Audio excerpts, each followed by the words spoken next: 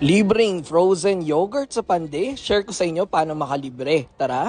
Yo mga kanos, alam niyo ba ang nalaman ko? Kami napadpad dito sa Bunsuran First Pande sa tapat lang ng Pure Gold Junior upang subukang makalibre ng Froyo sa Froyo Hub. Yes, katulad ng business na Yowell sa Maynila, Froyo all you can sila dito. Pwede ka kumuha kung gaano kadaming frozen yogurt ang gusto mo at toppings. Step 1, grab your gloves and cup. Step 2, load it up with frozen yogurt all you want. Step 3, choose your favorite toppings. Meron silang fruits like mixed berries, mango, banana, strawberry, grapes, kiwi, and dragon fruit. Sweets like marshmallows, sprinkles, nips, Rice Krispies, white chocolate bits, almonds, and cashew. Sinkers like tapioca pearls, popping boba, and crumbs like Oreo, chocolate, and graham. Syrups like mangoes, blueberry, chocolate, caramel, and strawberry. And step 4, weigh it and pay it. We have a promo po dito sa Froyo Hub. Kapag po nahulaan niyo yung grams ng aming Froyo is libre.